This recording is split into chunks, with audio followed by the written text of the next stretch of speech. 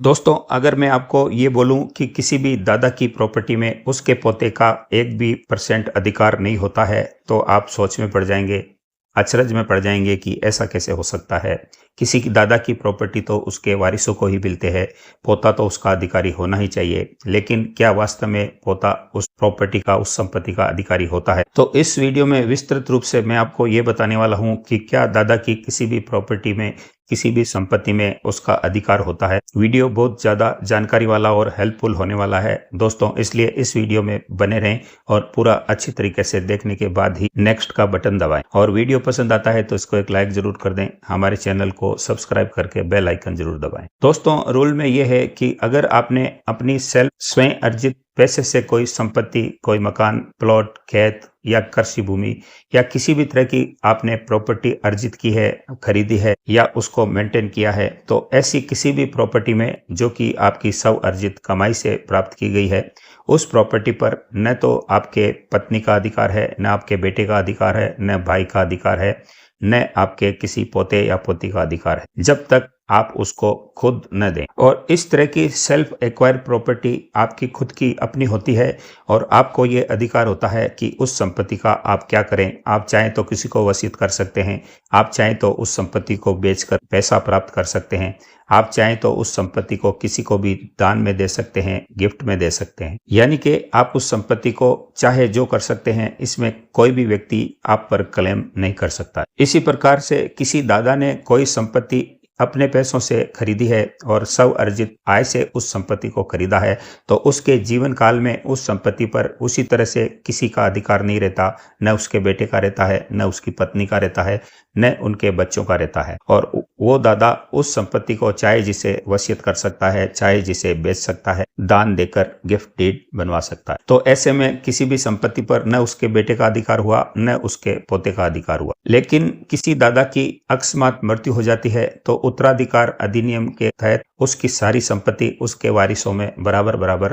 बांट दी जाती है। लेकिन उस कंडीशन में भी पोते को उस संपत्ति में किसी तरह का कोई अधिकार नहीं रहता, क्योंकि दादा की अगर मृत्यु हो चुकी है तो उसके वारिसों में उसका बेटा होता है, उसकी पत्नी होती है और उसकी कोई बेटी है तो वो होती है। और अगर उसके एक बेटे से ज्यादा बेटे हैं, यानी कि 2 बेटे हैं, तो उन दोनों बेटों में वो संपत्ति बराबर बराबर बांटी जाती है। यानी कि उसके जितने वारिस हैं, पत्नी, 2 बेटे और बेटी, तो इन चारों में उस संपत्ति को बराबर बराबर बांट दिया जाता है। ऐसे में डायरेक्टली उस संपत्ति पर किसी भी पोते का अधिकार साबित नहीं होता।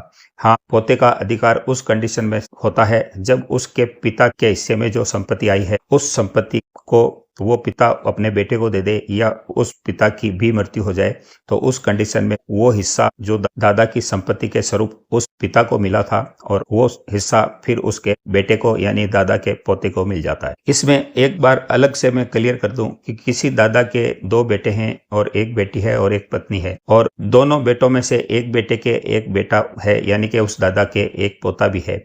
और दादा के जीवन काल में अगर उसके बेटे की मृत्यु हो जाती है जिसके 1 बेटा है यानी कि पोता है, तो ऐसे में उस दादा के बेटे की जो संपत्ति उस बेटे को मिलने वाली थी, वो संपत्ति उसके बेटे को यानी कि पोते को मिल सकती। अब इसमें सवाल आएगा कि शुरू में वीडियो के हमने कहा था कि किसी भी दादा की प्रॉपर्टी में पोते का अधिकार नहीं होता, फिर ये संपत्ति पोते को क्यों मिली?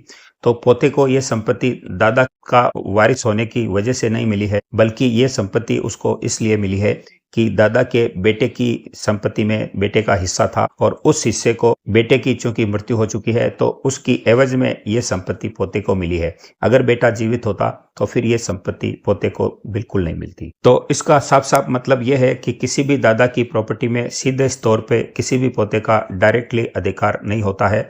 वो किसी भी तरह से अपने दादा की प्रॉपर्टी में डायरेक्टली क्लेम नहीं कर सकता है। लेकिन दादा की प्रॉपर्टी अगर उसके पिता को मिले और पिता की मृत्यु हो जाए तो फिर उसको वो संपत्ति पिता के जरिए मिल सकती है। ये सारी बात जो अभी तक हमने की है वो सेल्फ एक्वायर प्रॉपर्टी के रूप में की है, यानी कि दादा ने जो स्व अर्जित कमाई से संपत्ति इकट्ठा की थी उस संपत्ति के बारे में अभी हमने आपको बताया है। अब दोस्तों हम बात करेंगे एंसेस्ट्रल प्रॉपर्टी यानी कि पैतृक प्रॉपर्टी की, जो कि पूर्वजों के द्वारा किसी भी व्यक्ति को प्राप्त होती है। ये संपत्ति पीढ़ी दर पीढ़ी एक दूसरे व्यक्ति को मिलती जाती है। जैसे कि परदादा की कोई संपत्ति उसके पिता से उसको मिली थी, फिर उस संपत्ति को दादा ने प्राप्त किया और फिर उस संपत्ति को पिता ने प्राप्त किया।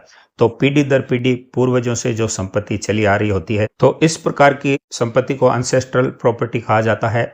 और इस संपत्ति में किसी एक व्यक्ति का अधिकार नहीं होता। इस संपत्ति में उस पीढ़ी दर पीढ़ी जो भी वारिस चले आ रहे हैं, उन तमाम वारिसों का जन्म से अधिकार होता है। और इस प्रकार की किसी भी प्रॉपर्टी को कोई भी दादा किसी को भी न वसीयत कर सकता है, न उसको बेच सकता है, न किसी को गिफ्ट में दान में दे सकता है। क्योंकि जितना अधिकार इस संपत्ति पर दादा का होता है, उतना ही अधिकार उसके पोते का होता है, उसके बेटे का होता है, उसकी बेटी का होता है, उसकी बहू का होता है। यानी कि तमाम उस परिवार में जितने भी सदस्य पीढ़ी दर पीढ़ी ब्लड रिलेशन में हैं, उन तमाम सदस्यों का उस प्रॉपर्टी में जन्म से हिस्सा होता है। और अगर कोई दादा उस संपत्ति में किसी को वसीयत कर दे, तो उसके बाकी वारिस उस संपत्ति पर क्लेम कर सकते हैं। तो इसमें यह क्लियर हो चुका है कि परिवार की कोई पैतृक संपत्ति है, एंसेस्ट्रल प्रॉपर्टी है, तो उसमें पोते का अधिकार होता है। लेकिन दादा की स्व अर्जित कमाई से किसी भी प्रॉपर्टी में पोते का डायरेक्टली कोई अधिकार नहीं होता है। अब इसमें एक वजह और होती है कि किसी भी दादा को कोई संपत्ति वसीयत में प्राप्त हुई है, ऐसी संपत्ति परिवार के बाकी सदस्यों के लिए तो पैतृक संपत्ति है, लेकिन उस दादा के लिए वो सेल्फ एक्वायर्ड प्रॉपर्टी कहलाती है। और इस कारण से चूंकि वो सेल्फ एक्वायर्ड प्रॉपर्टी है, तो दादा की इस संपत्ति में भी किसी का कोई अधिकार नहीं रहता है। और ऐसे में उस दादा को ये अधिकार होता है कि उस संपत्ति को वो चाहे जिसे दे दे,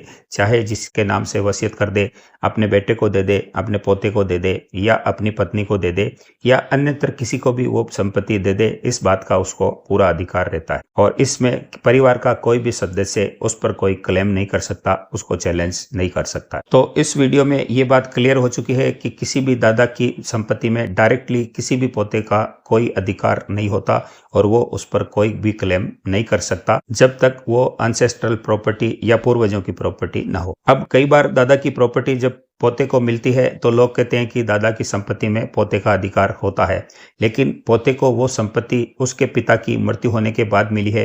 यानी कि वो संपत्ति उसके पिता की थी, वो पिता की संपत्ति उसको मिली है, न कि वो दादा ने दी है। यानी कि दादा की प्रॉपर्टी में किसी भी पोते का डायरेक्टली कोई भी अधिकार नहीं होता है। और इसी तरह से पूर्वजों से प्राप्त संपत्ति में उस पोते का डायरेक्टली अधिकार होता है, और उस प्रॉपर्टी को अगर दादा किसी अन्य व्यक्ति को दे दे तो पोता क्लेम कर सकता है। तो इस वीडियो में ये बात क्लियर हो चुकी है कि पूर्वजों की प्रॉपर्टी में पोते का अधिकार होता है, लेकिन स्व अर्जित किसी भी संपत्ति में उसके पोते का डायरेक्टली कोई भी अधिकार नहीं होता और वो इसके लिए क्लेम नहीं कर सकता है। तो अब अगर आपको कोई ये कहे कि दादा की संपत्ति में किसी भी पोते का अधिकार है, तो आप उसको झुठला सकते हैं। आप ये कह सकते हैं कि आप गलत बोल रहे हैं।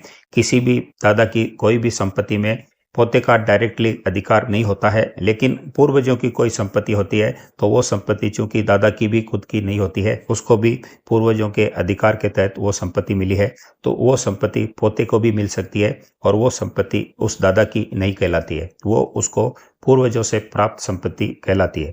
तो दादा की अगर खुद की कमाई हुई संपत्ति है तो वो संपत्ति पोते को डायरेक्टली कभी नहीं मिल सकती, वो संपत्ति उसके पुत्र को मिलती है और पुत्र चाहे तो अपने बेटे को वो संपत्ति दे सकता है। तो दोस्तों इस वीडियो में इतना ही। ये गहन जानकारी आपको अच्छी लगी हो तो इस वीडियो को एक लाइक जरूर कर दीजिए। हमारे channel star real estate and builders subscribe करके बेल आइकन जरूर दबाइए ताकि हम आपको इसी तरह की नॉलेजेबल वीडियो आगे भी देते रहें। दोस्तों रियल एस्टेट सेक्टर में हमारा 22 वर्षों का गहन अनुभव है और उस अनुभव के आधार पर इस तरह के नॉलेजेबल वीडियो हम आपके लिए बनाकर लेकर आते हैं। तो हमारी मेहनत को देखते हुए सब्सक्राइब बटन जरूर दबाएं। हम आपसे मिलते हैं नए वीडियो नए कंटेंट के साथ। तब तक के लिए नमस्कार, जय हिंद, जय